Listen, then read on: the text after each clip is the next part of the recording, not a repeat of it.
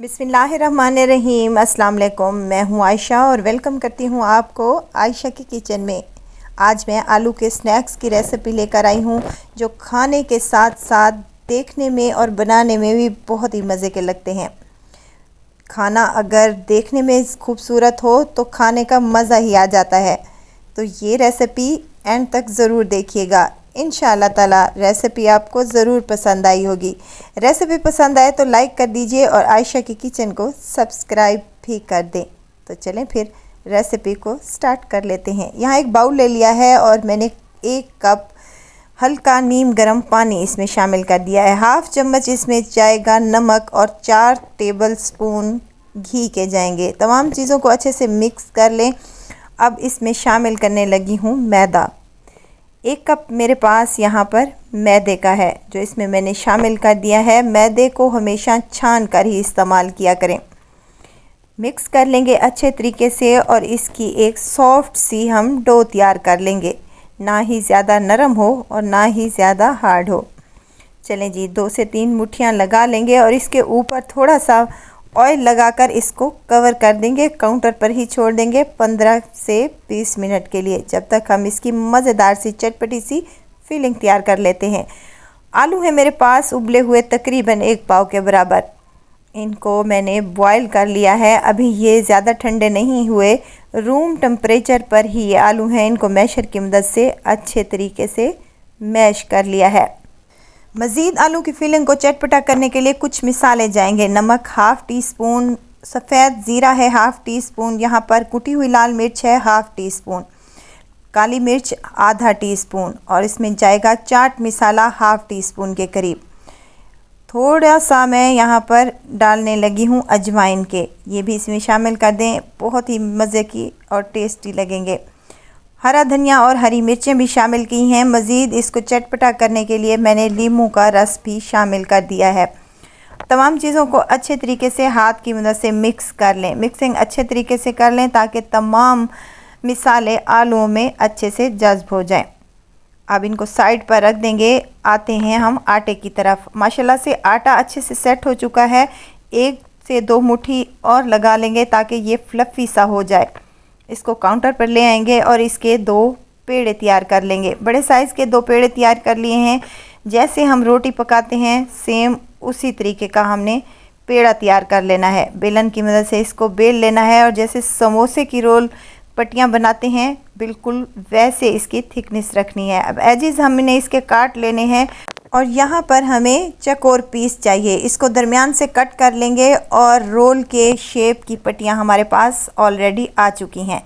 अब एक आलू के मिक्सचर का रोल छोटा सा बना लेंगे और इसके ऊपर रख कर इसको आपस में फोल्ड करते हुए रोल की शेप में दे देंगे।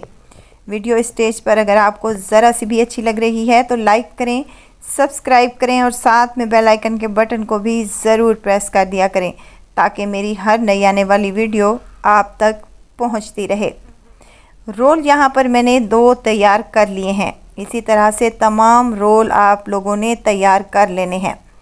हल्का सा मैदा डस्ट कर लें, अगर चिपकने लगे तो मज़ीद इसको हम इसके एजेस को हम बंद करने लगे हैं किसी कांटे की मदद से। फोक की मदद से इस पर थोड़े थोड़े से दबाते जाएं तो ये हमारा एक तो डिज़ाइन क्रिएट हो जाएगा और दिखने में भी बहुत खूबसूरत लगेगा और जब फ्राई करेंगे तो ये खुलेगा नहीं। अब मज़ीद इसको नया ट्विस्ट देने के लिए हमने ले लेनी है एक नलकी। हर घर में मौजूद होती है। इसको हमने राउंड शेप में या थोड़ा सा ऐसे तिरछी टाइप में इसको हमने लगा लेना है।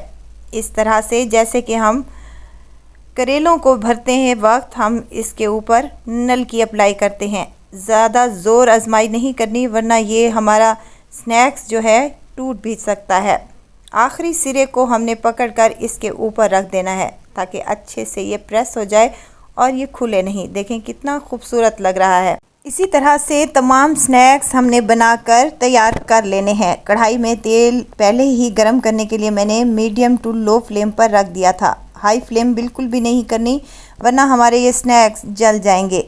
लो फ्लेम पर हमने इसको 5 से 7 मिनट तक फ्राई करना है ताकि ये क्रिस्पी और क्रंची बन सकें। साइडों को चेंज करते हुए हमने दूसरी साइड से भी 5 से 7 मिनट तक इनको अच्छे से फ्राई कर लेना है। बेहतरीन सा कलर आने तक हमने इनको अच्छे से फ्राई कर लेना है। देखें कितना मज़ेदार सा कलर आया है और बेहतरीन से ये हमारे स्नैक्स बनकर तैयार हो चुके हैं। इसी तरह से हम तमाम स्नैक्स अपने यहाँ पर फ्राई कर लेंगे।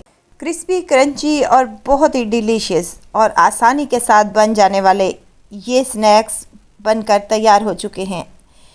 शाम की चाय के साथ सर्व करें या बच्चों के लंच बॉक्स में दें या हल्की फुल्की भूख में आप इसको एंजॉय कर सकते हैं। देखें धागा कितनी आसानी के साथ निकल रहा है। बिल्कुल इसी तरह तमाम धागे हम यहाँ पर निकाल लेंगे तो कितना मज़ेदार सा यहाँ पर डिज़ाइन क्रिएट हो चुका है, जो देखने में बहुत खूबसूरत लग रहा है और खाने में तो ये बहुत ही टेस्टी और मज़े का है। आई होप कि मेरी आज की ये रेसिपी आप लोगों को ज़रूर पसंद आई होगी। रेसिपी पसंद आए तो लाइक कर दीजिए और आयशा की किचन को सब्सक्राइब भी कर दें। आप लोगों का बेहद शुक्रिया। ज़रूर ट्राई कीजिएगा और दुआओं में मुझे ज़रूर याद रखिएगा। खुश रहें, खुशियाँ बांटें। इजाज़त चाहती हूँ, फिर आऊँगी इंशाल्लाह नई और मज़ेदार सी चटपटी रेसिपी के साथ। आयशा को दीजिए इजाज़त। अपना बहुत सारा ख्याल रखिएगा। दुआओं में मुझे याद रखिएगा। अल्लाह हाफिज़।